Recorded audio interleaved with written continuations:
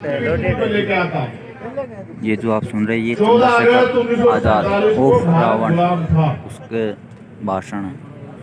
15 अगस्त 1947 को भारत आजाद हुआ, लेकिन इस देश के किसान, कमेरे और वंचित वर्गों को, महिलाओं को अधिकार नहीं मिले।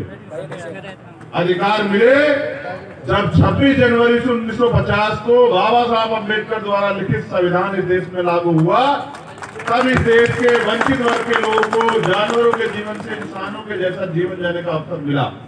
अगर देश के प्रथम प्रधानमंत्री आजाद भारत के बेटी को भी प्रधानमंत्री बनने का मौका मिला तो वो बाबा साहब अम्बेडकर के संविधान की वजह से मिला। अगर आज बहन बेटियां डॉक्टर, इंजीनियर, IAS, IPS बन रही है तो वो भारतीय संविधान में जो महिलाओं को अवसर मिले उसकी वजह से मिल रही। और आज अगर हमारी बहनें विधायक, मंत्री, मुख्यमंत्री, प्रधानमंत्री, राष्ट्रपति बनी है आज एक वंचित वर्ग की महिला, तो ये भी बाबा साहब डॉक्टर भीमराव अम्बेडकर के संविधान की वजह से हो रखा है। मैं ये बात आपसे क्यों कह रहा हूं? जब 14 अगस्त को जो हालात देश की थी, 15 अगस्त 1947 को आजादी के बाद भी वही हालात थी। 26 जनवरी 1950 को संविधान ने आश्वस्त किया कि देश के हर नागरिक को, प्रत्येक नागरिक को रोटी, कपड़ा, मकान, सम्मान के साथ, अधिकारों के साथ जीवन को मिलना चाहिए, जीवन उनको जीने का अवसर मिलना चाहिए।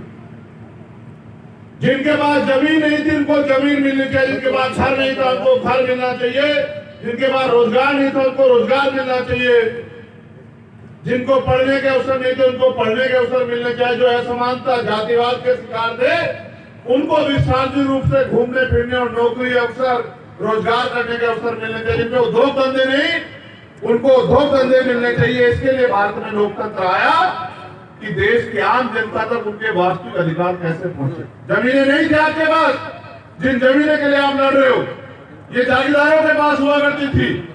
फिर बाबा साहब अम्बेडकर छोटू राम साहब ने लड़े, आज उन्हीं की संतानें यहाँ बैठी हैं।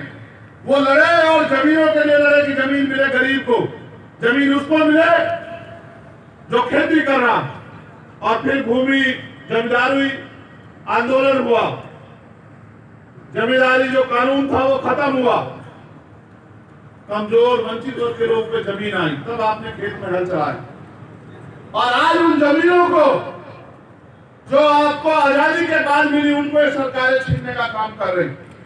और इनका एकमात्र मकसद ये है, आप नहीं समझ रहे हो कि जो रोजी रोटी चैन से किसान का मेरा खा रहा है उनकी रोजी रोटी भी छीन लो, वो लेबर क्लास बन जाए, बड़े बड़े धन्ना सेठ पूंजीपति, इनकी फैक्ट्रियां लगे, इनके बड़े बड़े व्यापार लगे, इनके बड़े बड़े मॉल बने और आपको हर एक चीज के लिए इनके पास गिरवी रखना पड़े अपना घर बार, और इनके यहाँ जाके आपको रोटी मांगनी पड़े।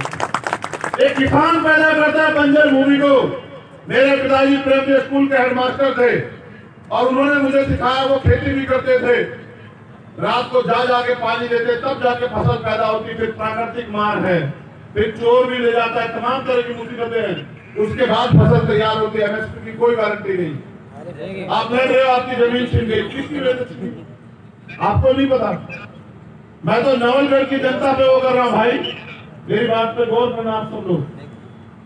लोकतंत्र का मतलब ये है कि जिनकी ज्यादा संख्या उनका राज होगा, जो बहुसंख्यक लोग हैं उनका राज होगा। यही तो लोकतंत्र है ना, कि जिनकी वोट ज्यादा होगी उनका राज होगा। आपने तो सबसे बड़ी लड़ाई कमजोर ये कर दी कि जिनके 10,000 वोट है उनका विधायक बन रहा, जिनके 80,000 वोट है वो बैठ के तमाशा देख रहे हैं। देखो क्या किया आपने।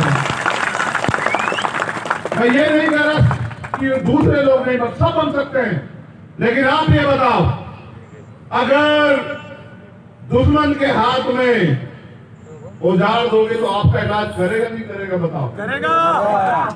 अब आज उसी के लिए तो परेशान हूं मैं वापिस आता हूं। मैं जब आ रहा था, हमारे साथी यहाँ से भी कह रहे थे, साथ के बारे में बड़ी अच्छी बात है, उन्होंने ये कह देंगे कि संविधान बाबा साहब ने नहीं लिखा।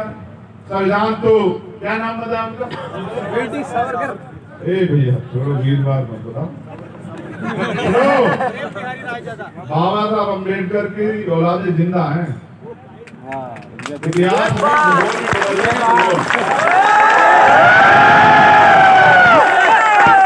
ऐसे गुंडे हमारी बहुत देखे हमने, समझ रहे हो? हमारा मन नहीं कर जाने का वहां। तुम्हें सच बता रहे हैं। हम किसान कमेरे को लाते, हमारा मन नहीं था वहां जाने का, इसलिए जाने का मन नहीं था, आपके बीच में आने का मन था। वरना भाई लोग यहाँ बैठे हैं, अगर जाने का मन होता तो वो क्या वो डंपर वंपर लगाए थे, वो डंपर वंपर पलट के जाती थी मार में, आप जानते हैं। यहाँ जो बैठे वो जानते, मैंने कहा कि रुक जाओ, तुम्हें लगता है कि हम आजाद हैं, है या नहीं? तो लगता है डंपर रोक लेंगे क्या हम? तो हम यहाँ आए क्यों हैं? हमारा असल मकसद वो नहीं है। भाई ने बताया जब मेरी बात की शुरुआत करे थे कि मैं माल्यार्पण का विरोध नहीं, मैं माल्यार्पण का विरोध नहीं करता, मैं माला पहनने का विरोध करता हूँ।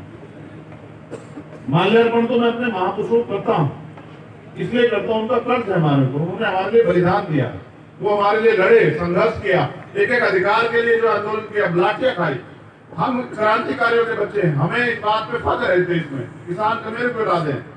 लेकिन मैं माला इसलिए नहीं पहनता कि जिनके समाज के लोग यहाँ, जैसा भाई ने एक स्पीच में बताया कि बहनों को खींचा गया, उनको पीटा गया, गाड़ियों में भरा गया, ये लड़ाई यहीं की चल रही है देश में। वहां देखो आप जंतर मंतर पे क्या हुआ, पहलवान बेटियों के साथ किस तरह का अन्याय किया गया, देखा आपने? कल हरियाणा में किसानों के साथ किस तरह का अन्याय किया गया, वहां के नेता सारे उठा के बंद कर दिए, किस तरह पीटा गया, एक किसान शहीद हो गया, 2 हो गए। आपको लगता है मांगने से अधिकार मिल जाएंगे? अब तक आपकी समझ में नहीं आया कि अधिकार कैसे मिलेंगे। अधिकार छीनने पड़ते हैं, छीनने, और छीनने के लिए दम चाहिए। आप समय तय कर लो, जो सीनियर कमेटी के लोगों में अपनी तरफ से आदेश नहीं देता हूँ, मैं आंदोलन में आपकी मदद करने के लिए आया, उसकी पगड़ी बांधने नहीं आया कि मैं इस आंदोलन को आगे बढ़ाऊं।